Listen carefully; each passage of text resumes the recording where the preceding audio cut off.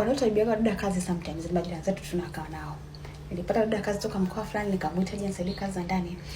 Nimekaa baada ya muda kidogo dada akaanza kuwa na mazoea na nyumbani, mama wa nyumba jirani. Siku naita dada hayupo, ashaondoka muda mrefu. Nimekaa kama dakika kadhaa nikashangaa anarejea. Akaambia ulienda wapi na kuita au kuwepo? Akaniambia mama wa nyumba fulani aliniagiza. Nikasema unaagizaje na mtu wakati mimi bosi wako niko hapa?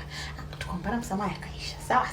Nikaa baada ya kipindi kidogo dada akasema samahani dada, naomba niende nyumbani kuna msiba, mjomba amefariki. Nikamwambia okay, tukampigia mama yake kijijini. Tulipompigia akasema hapana, huyo mjomba sio muhimu hivyo, alikuwa tu rafiki yangu zamani, kwa amekuwa kama family friend, ndio kafariki, hana umuhimu wa yeye kuja kwa sababu si mjomba wake, kusema nimezaliwa naye tumbo moja. Mama yake anasema hivyo, ila yeye dada akasisitiza kwamba yeye anataka aende nyumbani akamzike huyo mjomba. Analia kabisa kama amefiwa na mama yake mzazi. Nikasema haina shida, lakini dada nikienda nitarudi. Nikamwambia hapana, mimi kwangu ukienda na as long as mama yako kashasema kwamba huyo mtu sio mtu wa muhimu, you just go na usirudi. Akasema sawa, huyo akaondoka. Paka mabegi yake akaondoka. Alipoondoka nimekaa kama baada ya mwezi mmoja namkuta dada yuko kwa jirani. Anaishi kwa jirani ambaye alikuwa anatuma naye dukani, wanakaa saa ndo anarudi. Sikumsemesha mama mwenye nyumba wala yeye binti. Kwa tukao tumeshana tu kusaidia jirani za saizi salama, dada shikamoo marhaba. Sikuuliza kitu chochote kwa sababu nikaona kwamba hainihusu, asonga zishaondoka kwangu basi sawa. Nikasema Mungu, huyu dada kama kwangu hakukaa na mimi ndo nimemtoa huko, nimeangalia naye nimemleta hapa. Alafu yeye anafanya kazi ya kuchukua wadada wa watu ambao sisi ndio tumewahangaikia, hata kwake hatakaa. Nikaomba maombi yangu hayo nikatulia. Nikasema hakai, ataondoka kwa sababu yoyote ile.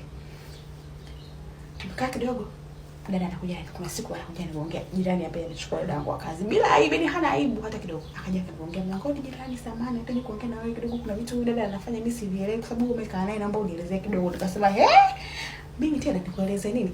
Ana wazazi huyo, mpigie wazazi wake uelezee.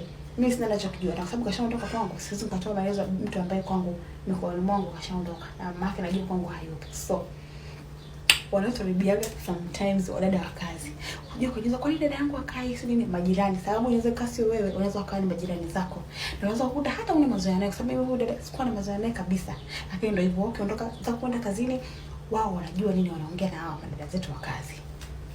Haikupita muda mrefu, dada akabeba mabegi yake akarudi kwao hapo kwa jirani, kwa sababu ambazo siwezi nikazitaja hapo kwa sababu kidogo niko kwenye shule ya familia. So muda mwingine tatizo si wewe, wanaokuongelea dada zako kwa kazi hapo nyumbani ni majirani zako. So akili kichwani.